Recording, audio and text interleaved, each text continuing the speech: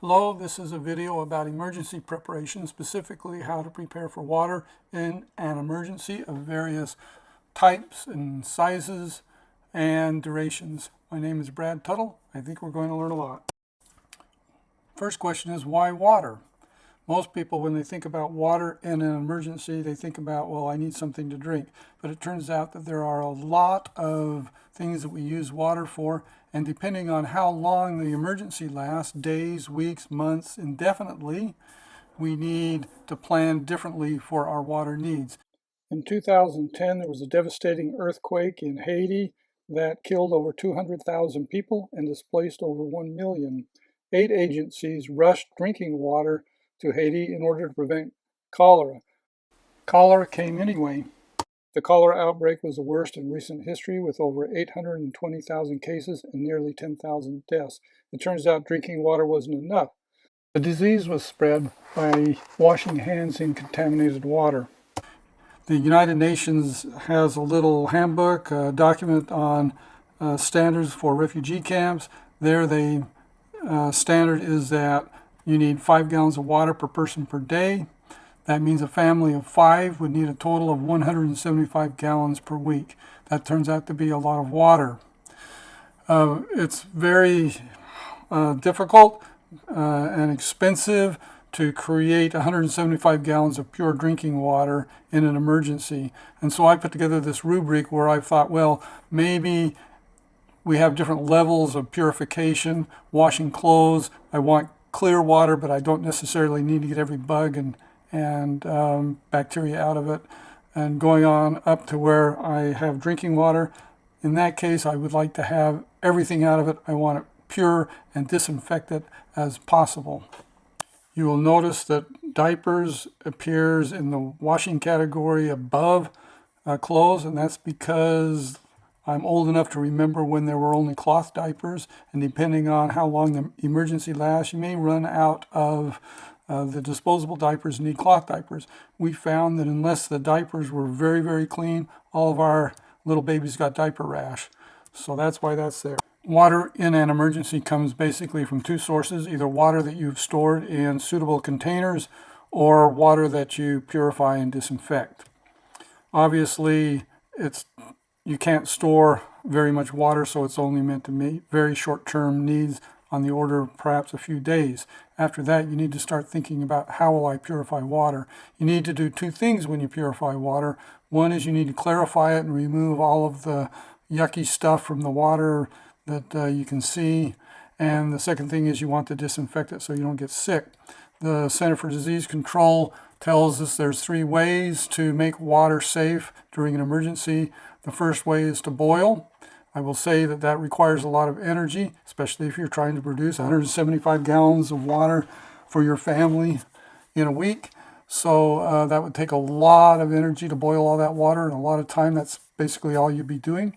So boiling is a good, also short-term solution to this problem. Bleach, chemicals allow you to disinfect the water, kill the bad germs and things like that are in the water. The problem is you got to be very careful about the expiration dates on your chemicals. And the third option is to filter the water. So let's talk a little bit about filtering. The first type of filter I'd like to talk about is just one that clarifies the water, removes all of the stuff that makes it brown and yucky that you can see. The first thing on the left here you see in the slide is maybe a science fair project where you just take some different layers of sand and charcoal and maybe a coffee filter, different things like that, run the water through it, it goes in, yucky brown, comes out nice and clean. Don't drink, it only clarifies, it does not disinfect. Under my sink I have a filter that does the same kind of thing. There's charcoal in it and different cloth type filters. This only removes the sediments and stuff from the well. It doesn't do anything in terms of removing bacteria, protozoans, kind of things that will make you sick. So this is good for, in my mind, washing clothes and things like that, but do not drink. They used to believe that cholera was caused by bad air. In 1854, however, there was a company that had built some slow sand filtration systems in order to produce really, really nice clean water for the products that they were producing. they had extra water and they told the neighbors you could come and get the water, and the neighbors were happy to do that rather than take a bucket or something down to the river and get that kind of water. Well, some guy went and plotted all the cases of cholera and noticed right around this company that there were no cases of cholera. That's where they figured out that it's the water that transmits the cholera. They installed these sand filtration systems and are still used today in the United Kingdom in a lot of different places. They're used in third world countries. They're really cheap and effective way of filtering the water. You might think that this is just like that science fair project. It is not. What happens is the water passes through the sand very slowly, creates a biomass of healthy bacteria which eats the bad bacteria and the bad protozoans, and the water comes out actually bacteria protozoan free. So this is a really good way to create lots of water. You can read all about slow sand filtration, biomass filtration on the CDC website, on the World Health Organization website. I used to store water in 55-gallon drums. They were white drums, and I had to tend those things all the time, trying to add chemicals and recirculate the water, all kinds of different things. If I were to do that again, I would turn them into slow sand filters. I have a picture here of some flat black paint. I have found that if you'll rough up that plastic, whatever container you're using, and paint it with flat black, then you are not going to get algae and stuff growing inside. It becomes like the old cisterns that the forefathers used to use, and you end up with nice clean water inside. I don't expect a lot of people to build this kind of a system. However, it scales up nicely if you have to provide water for a lot of people. So that's why it's here. There's all kinds of information out there on the internet on how to build and operate and take care of these type of systems. I would like to spend just a little more time on this slide because I believe it's more useful to most people. I want to talk about ceramic filters. Let me say that there's two different kinds of ceramic filters.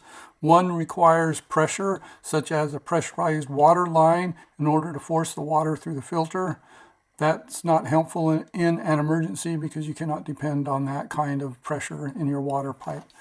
The other kind is a gravity-fed filter. That's the kind you want to think about. There's different types of filters that fall into this category.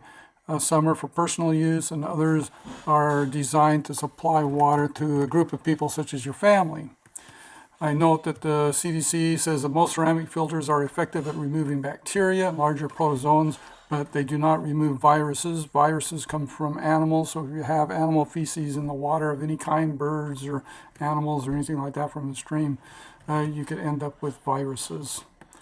The top filters that you see here on the top row, those are all individual personal type devices that you might use camping or something like that.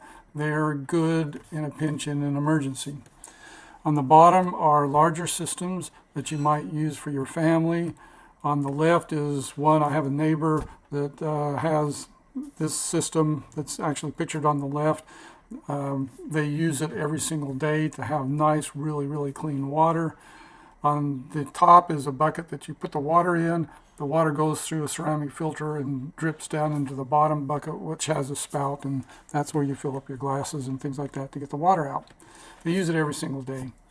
The one on the right are two plastic buckets with a ceramic filter. It's all cut in half so you can kind of see the different components. That's a do-it-yourself. It's a lot cheaper than the one on the left. The one on the left with the stainless steel, they start around, say $350. The one on the right you could probably build for less than $100. The ceramic filters nowadays are becoming a little more expensive, about $30 a filter. Superimposed on the slide is just a picture of the ceramic candle filters that I use in my water purification system. Ultraviolet light is a good way to purify water when it's done correctly. However, it requires electric energy. How many emergencies do you lose water but you still have electricity? I'd like to talk about well water and swimming pool water. First of all, I'd like to point out that wells and swimming pools you cannot just pick up and move and take with you if you have to leave the place that you're at. So that's a really big drawback. Today, most people have electric pumps submerged down into the bottom of the well. If there's no electricity, there's no well water. I don't own a swimming pool, but I have asked a couple of people that do, how long would it take for the pool to become just really yucky if you didn't have electricity to run the filter. They have said it wouldn't take very long, but it doesn't matter because they wouldn't drink the water out of the swimming pool anyway. It will still need to go through the disinfectant process. If you do have a well, it's possible you've got a generator. That's good in the short term as long as you have some fuel to run the generator, gasoline or propane. The thing that you need to be aware of is that the well, my well for instance, uses 220 voltage, and the plug going into the generator is not your standard extension cord plug. I had to build a special cord to go from my generator to my well. You would have to do the same kind of thing. Alternatively, you could get a hand pump. Those are a little bit expensive. I do have a hand pump. It cost me about $1,500. Another alternative is to just use a well bucket like the good old days. And for about $20, you can do a do-it-yourself well bucket, and there's plans on the internet on how to do that. Depending on the situation, you would be able to take a well bucket with you if you had to get up and leave the place you're at and go somewhere else. One final warning: a well casing must always be sealed immediately after use to prevent rodents and other creatures from falling into and dying in the water. The well would be rendered useless if a creature dies in it. I hope you found this to be useful and that you found some information or something that you would like to find more information about and do your own research on the internet. There's a lot of resources. I've tried to stick with reputable places such as the CDC for most of my information. Visit some of my other websites and give me a like or subscribe to my channel if you like. Thank you. Bye-bye.